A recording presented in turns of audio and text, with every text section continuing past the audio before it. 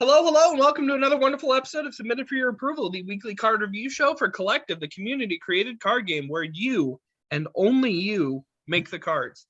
I am joined today by my faithful co-host, Grieve. Howdy, folks.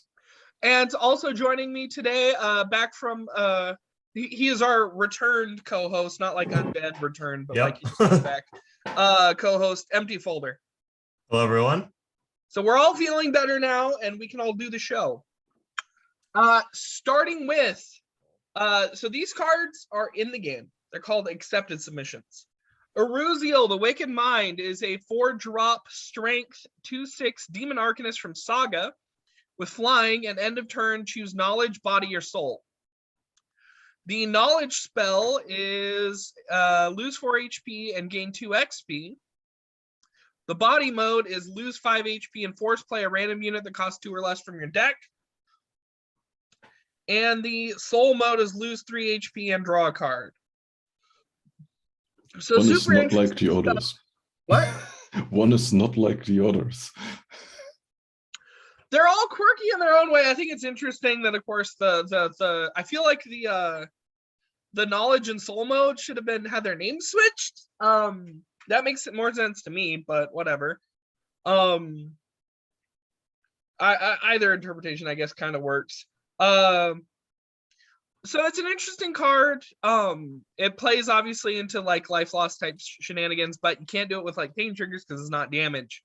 I feel like this can slot into a lot of different things. So you have that body mode, and the fact that it's a decent body on a flyer, you can use to get like a little swarm to help maybe some blockers.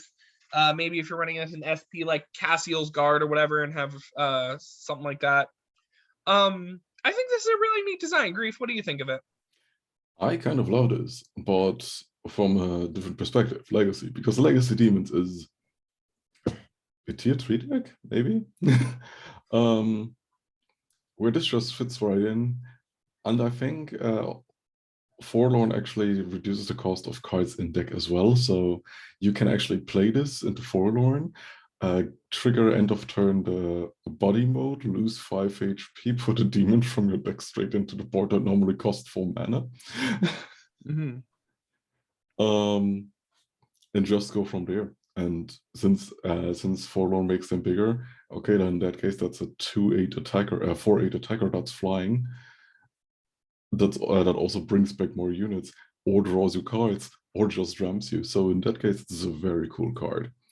For standard, I don't really have too much of an idea where to utilize this card. Murmur gets its change, so this will not be cheated out. This will still be treated out, quote unquote. No, actually not, since she only gets doubloons at level 2. So therefore, it's more or less on curve on turn 4 if she ever wants to play this kind of card.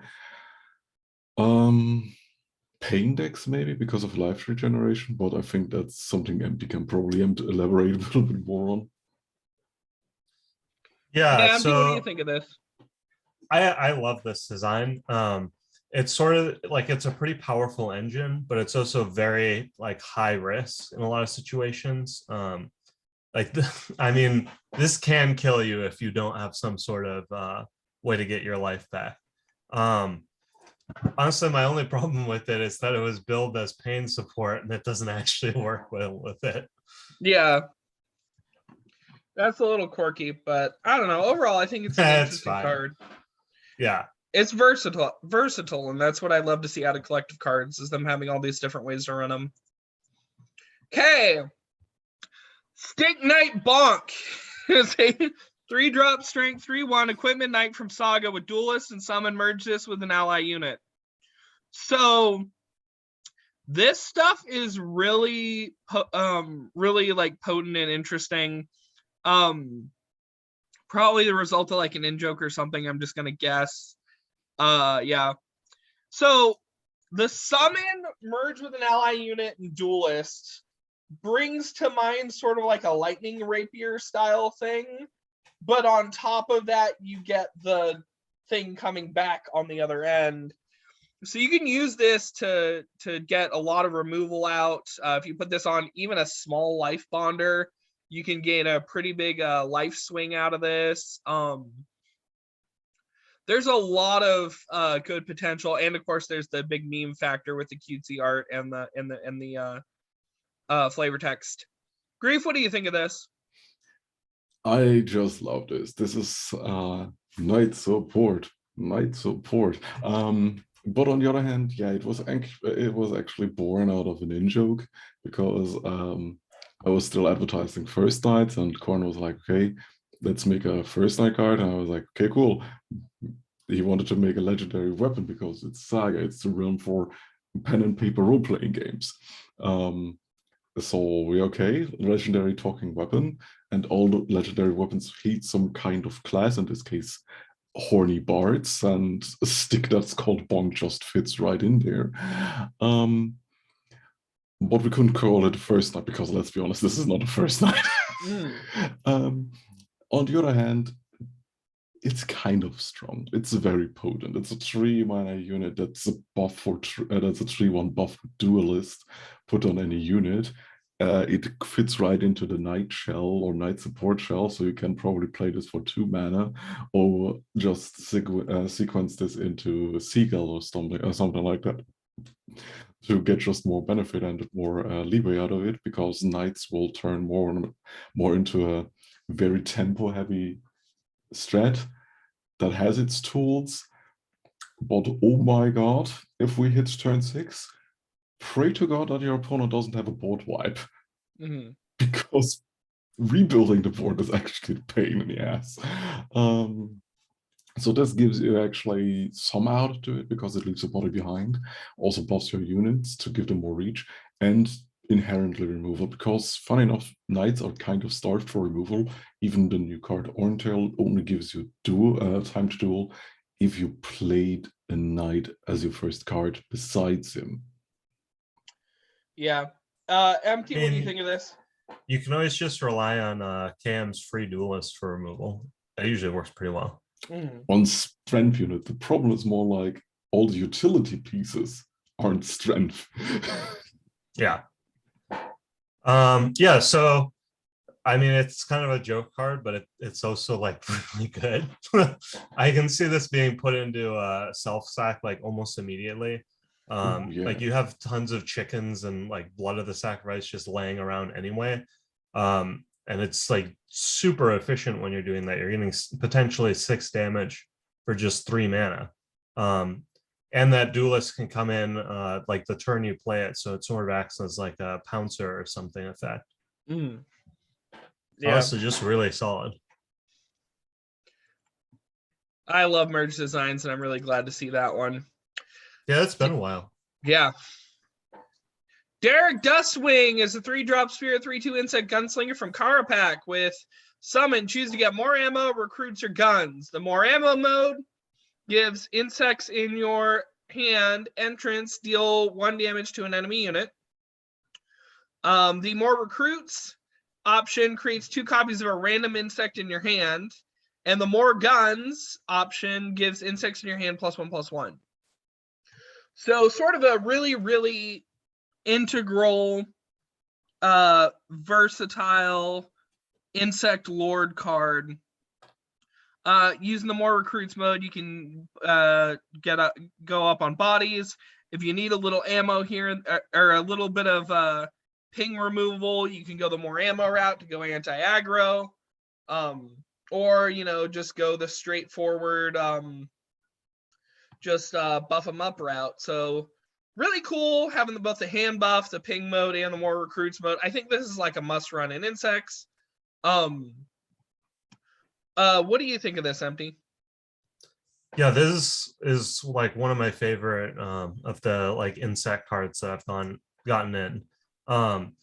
They have like a lot of like sort of just very like they do a lot of like hand buffing effects, but it's mostly just like stats and stuff, which we've seen a lot of before. The thing about Derrick Dustwing is that like that more ammo mode is just so interesting to build around and play with. And you have a lot of insects that have like life bond or slay triggers or all these synergy points for more ammo. And I think it's going to make the deck a lot more interesting to play with and against, because you're really going to need to think about like how you want to build your hand for a Derrick Dustwing or one of the other synergy point cards to like really get a wide buff that's going to carry the game moving forward. I really like this card. I was originally concerned about the more recruits mode because I thought it was pretty swingy, and I was wondering if it maybe needed like some sort of filter, because obviously a second choose window is probably too much, but if it needed a filter or anything, and I was like, oh, what if it only grabbed like low cost? And it's like, nah, getting your 6 cost thing would still be useful in this kind of deck. Yeah, I do think it's interesting how you can, if you're really lucky and draw into 2 copies of this, you can have them like cycle off of each other with more. That's the thing about more recruits. Like it is RNG, but it's like completely manipulatable. Like if you're in the situation where you need more value, your hand's probably going to be towards the low end. So you can like play the insects you don't want to get and just put down Dustwing when you only have good hits. Yeah.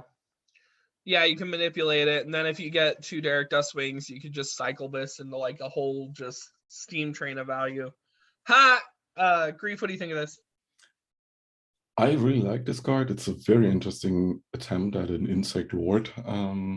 The more recruits part, though, is very format dependent. In Standard, probably better than it is in Legacy, because in Legacy you have also the very weird insects that are also off affinity in red or in blue.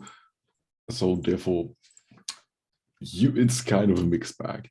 You have to pretty much account for it or utilize those insects in any other way. Besides that, more guns and more ammo is probably then the mode to go. Probably more ammo for the entrance triggers and maybe even flicker mechanics, if you have the place and the mana to do something like that. Overall, just a very solid design, more for standard insects than legacy insects. Well, like off the top of my head, I think there's at least one insect that has deadly on it, right? There's also giant ant. Yeah. So that more ammo mode just upgrades your deadly insect to a kill. So that's nice. Oh yeah, unsated processionary is an insect. You can run that. And like that card's really good right now because everyone's running cost reduction. Yeah. So cool stuff. Okie dokie then. So that was it for the accepted submissions. These cards are not in the game yet, so don't try to put them into your deck, but maybe vote them up if you want them in your deck. The Ominous Murmur is a 3-drop Spirit 4/3 Spectre Elemental Weather from Gemmel. With summon, banish a unit in a player's graveyard and gain that unit's keywords. So from a technical execution standpoint, I think this is a really, really cool design. It just kind of hit me out of left field because this like doesn't feel very Gemmel based around what we've seen. This would then be the Spirit faction to fill out the rest of the rank. But I just feel, I don't know, the flavor package combined with the art just doesn't really sell me on this card. Otherwise, I really, really like it. I think it's a good little toolkit card. It's Graveyard Hate, which this game doesn't have enough of. It's just kind of weird. Empty, what do you think of this? I really wish it could banish actions too and just not gain anything. The thing, like, you really need like some sort of synergy card that's going to make this worth running, and I don't think we really have that in standard. You need something that's like all the keywords of everything bred or something to make this worth the build around, because the cost for building around it is honestly kind of big. Like specters aren't really there, and then you have to run like some sort of weird units, and specters don't often have a lot of keywords. It's just sort of awkward to run right now, I think. Do you feel like as a tech card it's good enough, or is it still? No, because so the reason you're running Graveyard Hate in standard right now is for Lazabo, and this can't banish actions. That's kind of the problem. Like there's very few other decks that rely on the graveyard enough. I see. Okay. Grief, what do you think of this? Legacy, this can actually find a use, maybe-ish, because there's a more clear abundance of stuff like agile / flying in specters and undead. So you can actually drop, you can actually discard an agile an Agile Spectre, like the 4/4 dude that discards a card when he attacks from both players. That you can banish, and then they have basically a 3-mana 4/3 with Agile.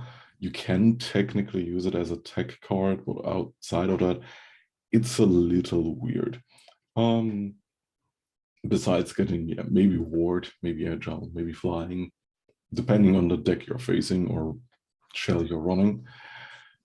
Outside of that, whatever. It's the green, it's the Spirit faction now from Gamel, so it remains to be seen what is actually the game plan, if it's Graveyard Matters, which is cool and all, but I think it's kind of done to death a little.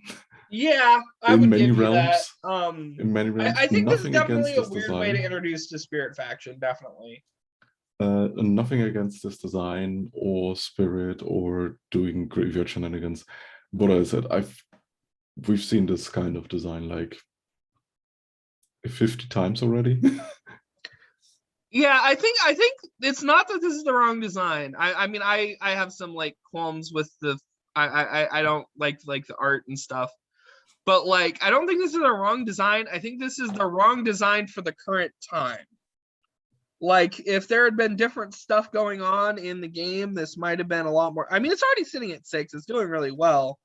But I mean, personally, this doesn't really speak to me that much. It is well on like a sort of a where to put it, right? In a vacuum, it's a great card. In a vacuum, it's a great card, but we don't play the game in a vacuum. To be honest, I kind of am banking on where weather is going, because we've seen Spectre and Elemental are done to death. Weather, on the other hand, maybe there's something more. I guess that would be sort of an interesting way to do it, because the main conflict of Gemmel is like the strength versus mind faction, and then you have like the neutral beasts under the water, and then like the spirit weather above. Creates like this beautiful like cycle type thing. That could possibly work from a flavor perspective. I just think this is sort of a weird way to introduce it all. Yeah, weather tribal sounds really weird. Like you could do some really cool stuff with that sort of flavor. Yeah, interesting in Legacy as well, because most of the weather is actions. Parlor Trick Pete is a 3-drop mine 3/2 human gambler from Wonderstar Casino with summon a partner, draw 2 cards, and discard a card randomly. I thought it was interesting. This card is doing actually pretty well on the sub right now, but this seems really, really wacky. I do love Midjourney aping Spike style, because it feels very Spike, but it was actually a Midjourney, probably recycled from the other Dave piece. That effect though is wild. Like you gotta, I mean, it's a very, very steady mechanism to draw a lot of cards. Anything partner +1 card advantage, that is the piece that a tribal deck needs, and it being both the human and the gambler tribe gives it a lot of potential. But that constant random discard is definitely sending me like, I don't know. This looks really, really good, but also really, really scary to run. And I feel that embodies Wonderstar Casino, at least. And so on a flavor perspective, I really, really like that, especially with the cute little flavor text. Grief, what do you think of this? I love it. It's kind of, okay, Gambler is cool. It's a bad deck. There are like 2 or 3 gamblers that are very overboard. And then the players know which one I mean. Besides that, this is a human card. Human tribal. Woohoo. I feel like it's Modern Magic all over again. By the way, Fortune kind of loves this, but overall, this is probably Lazaro humans dot deck. MT,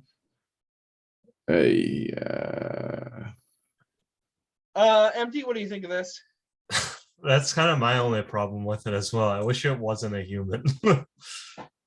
I just think it's going to be more effective in human tribal than it is in anything else, is the problem. So we're gonna change it to a elemental Arcanist gambler. And it's an. I mean, it sort of makes sense. Like, it doesn't really look like they have a face. To be honest, make him a dream gambler. Oh, that is a I good would idea. scream He for works that. really well with Figments anyway. That would be actually legitimately cool. That would totally cause me to reevaluate my perspective on this. It's already doing 8. It's probably going to get in like this. Yeah. So I guess we all just gotta, everyone who agrees with us, go pester Spike to update tribes on this thing if it gets in. Besides that, I think it's a great card. I kind of agree with what you're saying that it could cause some. I mean, the Fortuno Gambler use is amazing. Like, I love that. It's just, I don't want the human support. Yeah.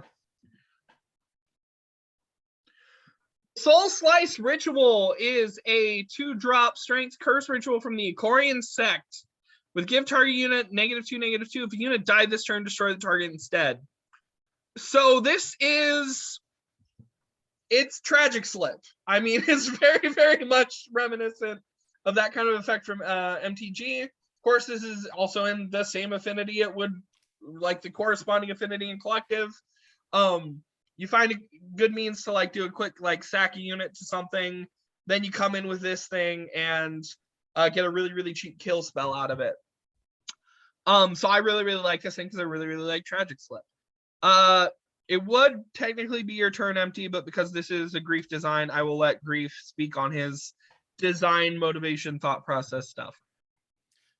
So we were actually, funny enough, in a discussion a few days back regarding Mystic, because Mystic really wishes for kind of a deck in a metagame existing, which is really impossible with metagaming and card games in general. It's the slow, methodical, very grindy on-curve control deck that kind of drops a Kadar on turn 13. Yeah. And still being good in an actual metagame. Which, let's be honest, is not really a thing in most card games. What you actually need for these kinds of tools to interact with that are quote-unquote unfair tools to make fair decks actually possible. In this case, something like Tragic Slip. Tragic Slip being a very good tempo card, and this way actually allowing us to interact with low curve cards, but at 2 mana, not at 1 mana, and not outright dealing damage, so circumventing rage, but going with --/ effects, which also circumvents aggro on the mid-range swings. Does not necessarily need to kill the card. In a morbid / self-sack trigger-esque way, you can then use it as hard removal. At this point, yeah, this is extremely undercurved hard removal, but to enable it, you at least need to pay at least 1 mana or have a duelist on board. That had to be set up the turn before. Which at that point, yeah, it's better tempo, but in the end of the day, you still need to either 2-for-1 yourself or try to build up better tempo to make this a 1-for-1 trade. It still needs resources to be put into or set up to be made to actually make this a very good hard removal card. And for that, this is a very possibly good tool for control decks, especially for control red, which with the new Parlor changes that will be introduced when we figure out the bugs that were caused during the last updates, this is something that could be then considered for Parlor as well, because she has the tools in the mana game to actually play a control style like that. I can also see this being nerfed to maybe a flat -7, -7. Some may argue -4, -4, because, oh no, we shouldn't deal better with mid-range or hard removal tempo decks where you can just kill a big dingus. But we're currently at a point where we hit most of our removal so damn hard during our rage of making units viable that we kind of forgot that, we do need some equalizers for 1-for-1 trades, or some, in this case, Tragic Slip that are malleable in terms of tempo. Yeah. MT, what do you think of this? So, like, self-sack is by most metrics one of the best decks in the game right now. And this is kind of just completely nuts there. The costs of like having a unit die this turn, for a lot of decks, that's a very real cost. And for self-sack, it just kind of isn't, and they have free mana gain off Pearl Maw. Like if that deck didn't exist, then I could definitely see this being like a fairly balanced card, since you do have to actually put in a good bit of work to get the destroy effect off. But it's just so free right now, and it's just so nuts when it goes off. Like, especially compared to all the other removal we have, like Reef said, everything else has been hit pretty hard. And this is like 2 mana hard removal in that deck. It's just too strong. I like the design, but it is a nut standard card. I can completely agree. Suggestion of nerfing it.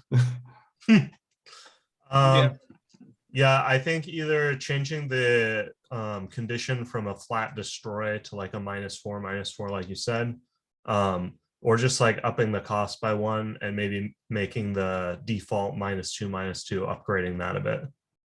Okay. Okay. So, moving on.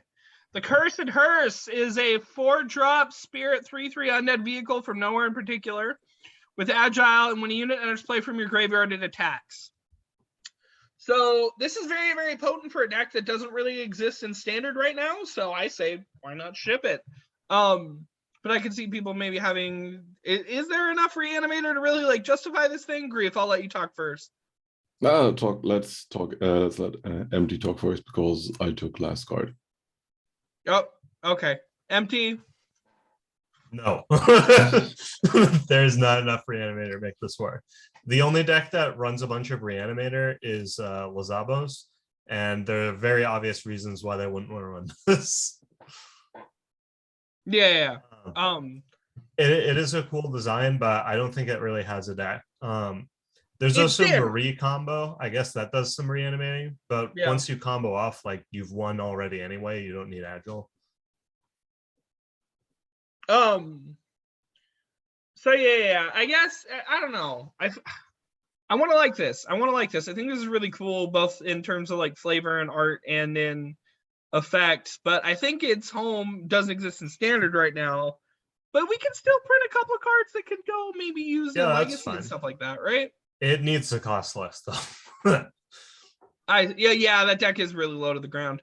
Grief, what do you think of this? This would be cool in Legacy if this would be 3 mana. This is so heavily undercurve for what it does, where you need to actually have the synergies on board, have to reanimate a good amount of units to actually make it worthwhile. The case you can set up your graveyard easier that way, and since it's an undead, it's a favorable tribe for the self-reanimating undeads in that format.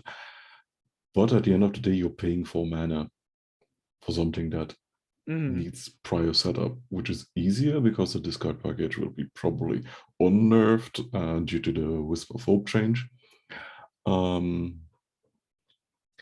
But yeah, it's kind of not there right now. It's a cute design, and it's definitely from the week the best Goken design. Yeah. I really like it. I think it's super cute. But yeah, I mean, I don't know. I do agree with lower on the curve. Lower on the curve making this to really work out really nicely.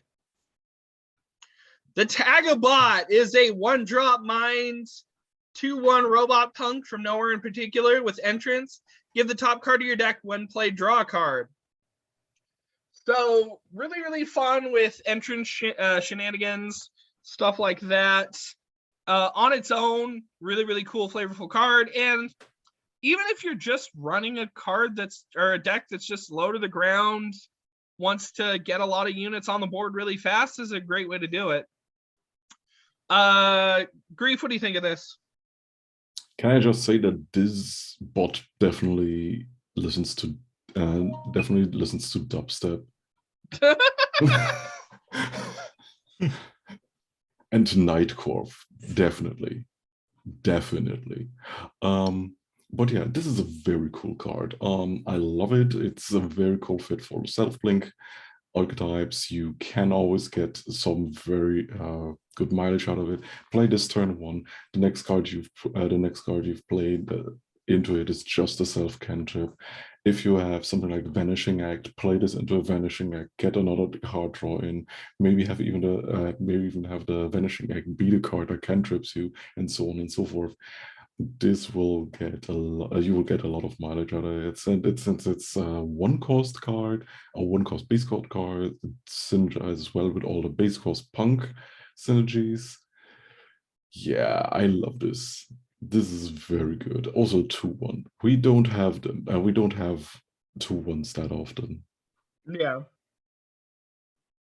Yeah, this is a great one drop design. I think like any one drop that can draw a card that easily, like it's gonna find a home in something. Whether it's Fortuno and using that card to cycle through and get your XP procs, or it's some low to the ground, just like all in aggro, either in KM or Ash or whatever, it's gonna find a home at some point. Yeah, I think it's very much an Ash card, but I think it also does have a home in some other decks. I mean, maybe someday we'll see an Ash deck that isn't Doomwalkers and it'll find a home there. I mean, maybe now with the changes coming up. Yeah, if there was ever a time. Hear me out, guys. This is a design prompt for the community. Let's do Ash aggro instead of doing Doomwalkers. Do top heavy units. Like if its attack is higher than its HP stuff. Like very, very fragile, like the opposite of Doomwalkers. Super fragile, but but gets a lot of damage through. That would be fun. Are you introducing now submitted for your approval design prompts? I used to have a whole thing that was that. Yeah, remember? No. I mean, by an episode basis. I mean, if you do something like that, I can probably, since I'm on a committee, maybe figure out some actual cosmetic rewards for that. That would be fun. Let's have that talk another day. Yeah, it's not doing too great. I like this card to see some more love. Anyways, the Growing Season is a 2-drop strength action from nowhere in particular with Scour 2 and gain 3 life. Add a Harvest Season in your hand. The Harvest Season is Scour 2 and deal 3 damage to your opponent. So first of all, Thrifty, bad Thrifty. We have a word called create. You don't need to go inventing new words for us. Second of all, I love this card. Super cool, super flavorful. It's got the whole parallels thing going on. It's got the whole Mid-Journey being trippy and dreamy in the 2 different versions. It's got the creepy thing in the sky. Very, I don't know. This is interesting and engaging. I like how it's from Thrifty, but it's not an Antera, and it's just like, it makes me wonder what the story is with this card a little bit. Reliable Scour source, life gain source, and damage source. But if you have the potential, but I don't know, it has some potential. It's a good like spell slinger card, gets you 2 actions.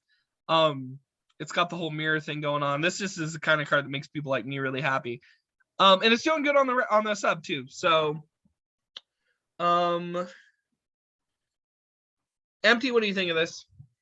I mean, it's basically Bloody Stream, but in an installment plan. So you have the gain life first and then the deal damage, and you get 2 extra Scour for that. I mean, I loved Bloody Stream when it was in standard, so I am totally down for a nearly functional reprint. And then of course we have the whole like Firebrand package now that I'm sure would love to have some extra burn and maybe some extra Scour too. Yeah, I think it's a great design. Grief, what do you think of this? Maybe a little bit too slow for Legacy because it's 2 different cards. Maybe in a Penumbra Trick deck because it's 2 actions that you're playing off of it. There I can see this because then in that case you get Rebound on top of it, which allows you to then play this card twice. That would be a very cool synergy. Outside of that, I just like it. It's a it's a comfy card if that makes sense. It's just good or okay. You get your 2 scours, get your life gain, get your 2 scours, get your burn, fireball to face. It's fine. It's fine. Yeah. Really, really neat, really, really flavorful card. And it's sitting at 8. I just really like this design. Very clean. Okie dokie then. Oh, Hey, hold on a second. Hold on just a second.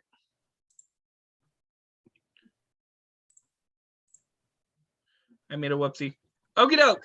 Blaze of Color is a 3-drop spirit invasion from Carthian with deal 3 damage to a unit and slay. Create a neutral copy of the slain unit in hand. I made this card. I'm very, very fond of this card. So this was actually just Spike was throwing out his mid-journey experiments, and he had this one sitting in the folder, and it looked like a, you know, like a farmhouse, and then it had all this color stuff going on. And it reminds me, of course, of H.P. Lovecraft's Color from Outer Space. And I was like, oh, this is giving me major Carthian vibes. I got a design for it. So I went with the stuff I liked with like copying shenanigans, but I also was like, oh, it makes it neutral. So you can use this in an offensive way and the whole damage type thing. So obviously I like this card. I made this card. Grief, what do you think of this card? It's just like a color like no other ever seen. Yeah. besides my love for Lovecraft, by the way, he would have probably hated me. Yeah. I just like it. It's personally really fond of more neutral support, especially since this is more of a, what's it called? The catching net, which just kills and creates a copy. Yeah, collector's net. Collector's net. This is just a collector's net, upgraded, and I think even better because collector's net is like 4 or 5 mana. Yeah, collector's net is terrible. But collector's net destroys. So yeah, in this case, this is a more standard usable and even probably legacy usable version of it. Especially since you get a neutral copy out of it, so you can actually use the unit afterwards without the affinity tags. All in all, just solid card for spirit control decks.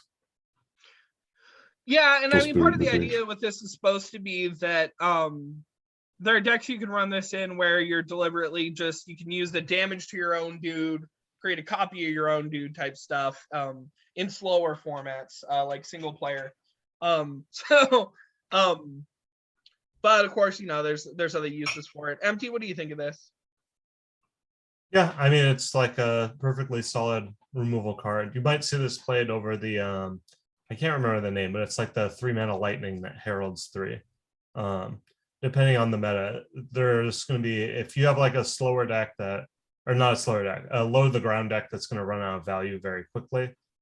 This might be what you want to run just to keep your hand stocked up while you're sort of removing things and playing on tempo. Mm-hmm. Yeah, good little tempo card, and also just I just saw that art and I was like, this art has to get in the game somehow, and so that's why I submitted it. There was a miscopy incident on the sheet you guys noticed, so I didn't actually record what it's at. Empty, do you remember? It's like second from the bottom. It should be on Corpse Riot. Okay. No. I mean, like, what Blaze of Colors at on the sub? Oh, I mean, you just submitted it when I put it on there. So yeah, it's on vote. It's on vote. That's right. Silly me. Okay. Corpse Riots is a 5-drop neutral action from nowhere in particular. With each player banishes all units in their graveyard and deals an amount of damage randomly split among their units equal to the number of cards they banish this way. So really beautiful art coming from Broken Stylus here. Very interesting, creepy thing. Effects a little bit interesting. So each player, they lose their graveyard and then damages their own units a bunch. I think this is like overcosted or underpowered, or underuseful. I don't know, but it's definitely hard to evaluate whatever it is. I like it on like flavor grounds though.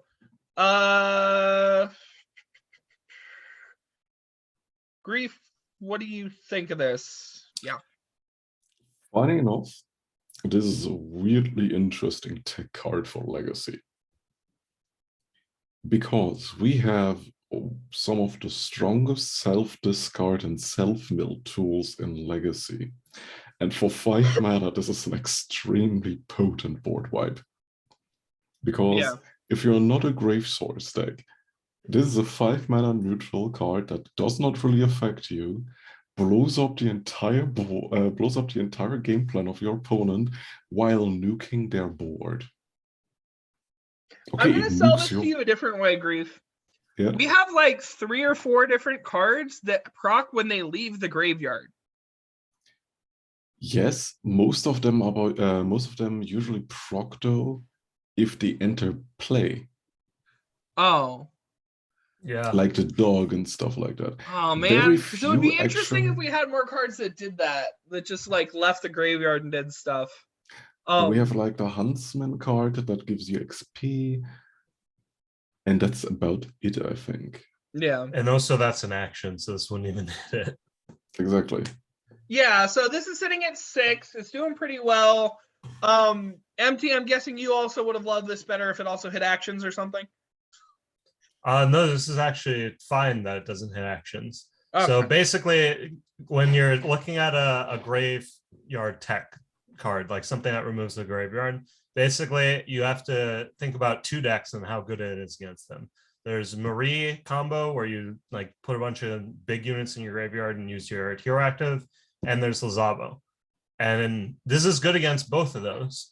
Yeah, it doesn't hit actions, so you're not disabling your opponent's Lazavo quest or resetting it, but you also just destroyed their yard and their board, which is like all their source for value and like keeping their quests going. So like it completely shuts them down still.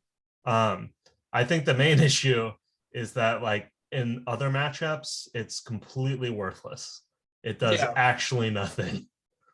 Yeah, it's definitely very matchup dependent, which is why I wish there were more ways in the current card pool to leverage it if you weren't in a good matchup. And as you guys are reminding me, there aren't really. And even in the good matchups, like 5 mana is a lot. It's going to be hard to play sometimes. So, yeah. Question is, does this account for all players or only for each side individually? Each side. Each side individually. Okay, because there would have been maybe another quirky thing that you can do is like filling your own grave and using it as a nuke. Yeah. Yeah, I don't think it works. Yeah, sadly, that would be a little awkward and dinky to play around with, but it would be cute. Man, if we got Mill back in standard, this would be so sick. This would be such a cool board clear. Yeah, it's sitting at 6. So it's probably it stands a good chance of getting in, but as far as it finding a home, I think it just needs more support. So. And the overloaded Slitherer is a 1-drop strength 4/2 snake from nowhere in particular with agile, and your opponent has +2 max mana. So pretty neat use from Thrifty of the Midjourney AI. This kind of came out. There was actually another design I think Thrifty did where he's trying to bring back sort of the abyssal salamander type stuff going on. That kind of vibe. Definitely has abyssal salamander vibes. Yeah. Another snake and a snake in strength, which is interesting from collective historical standpoint. Empty, what do you think of this? It's interesting. I mean, you're running this in like an all-in aggro deck where you don't care about anything your opponent is doing. You're just going for as much damage as fast as possible with burn and the biggest stats. It's a really interesting design. I just feel like all the numbers other than the costs may need to be tweaked. +2 max mana is like huge. Your opponent can just remove this for free next turn. and like they can play like a 4-drop on turn 2. But they only I have the just think +2 it's too max mana when swingy the to see thing's out. play. What? They only have the +2 max mana when the thing's out. So if they're using it for the Yeah. benefit, they have to let it live. Unless they can get an So agile yeah, blocker. I'm assuming like you want to play this turn 1 and held him. Like that's the ideal scenario because you're getting your XP, you're guaranteed for the damage. And even then, it's really hard to say. I think it's a bit too swingy for standard, and we don't have enough burn to make this sort of insane aggression worthwhile. Hear me out. Hear me out. Unblockable. No. Oh, okay. Grief, what do you think? You wanted to make this card even more insane? Yes. The thing is, like, this card is extremely Feast of Famine. Yeah. It is also funny enough decent at late game because it's a fucking fireball on a stick. Yeah. And not even a bad stick. The weird part is the max mana. Okay, cool. They don't really benefit from the max mana right this instance. And turn 1, okay, cool. You don't have a way to actually interact with this thing. You cannot even silence this shitter, because if you do, you're staring down a 4/2. Yeah. With no you have downside. Corlass Blast, and that's it. That's nerfed. Did that nerf get in? I thought that didn't get in. It didn't. I thought it did. So we actually don't have a way for 1 mana, and we don't actually have 1 mana removal. I gotta check the weak list now. Which would make sense, because Corlass is a little bit iffy. Did it get in or not? I'm checking right now. You think But it'd be regardless. updated on the site? Oh yeah, it did get updated. There it yeah. is. So yeah, we actually don't have a 1 mana way of dealing with 1-drop, which is fine, which is okay and should be the case. But the snake, regardless of when you deal with it, okay, next turn you have 4 mana to deal with, so you can actually equalize the tempo. But that thing probably hit you already for 4 damage. And your opponent held him in that question, already got a proc out of it. So you're not only dealing with the snake, but with the upcoming Cassiel next turn. So regardless you have of 4 mana to deal with those. You have 4 mana to deal with those, but you have to actually sequence that in a way where you still benefit from the mana and keep the snake in check. Yeah. Because if you're dealing with the snake right now, Cassiel still drops. Yeah, And the other thing you gotta remember, MT, is like forced- there's the whole like meta awareness part, right? Where it's meta warping in the sense where if you're not ready for this, you might not hold on to removal in your mulligan, right? Yeah. Although against Heldem, like And the thing you're is, gonna like, be holding on to early removal in your you're mulligan. going to hold on to early removal, but this splits your decision making extremely, because you're benefiting tremendously from your own tempo boost because you're getting 2 max mana, but the thing still is hitting you for 4 damage or kills anything that you put in front of it. Regardless, your opponent is already in the driver's seat regarding it. You are now playing reactively compared to proactively. Yeah. Overall, this is a cool card in concept. It's just very pushed in a very Feast of Famine way. Well, what is it? We had the sneak get in last week. It's already getting nerfed. It's getting auto nerfed. Let's not talk about this sneak. is sitting at 5. So for anybody who's concerned about the power level of this thing, have a nerf ready just in case.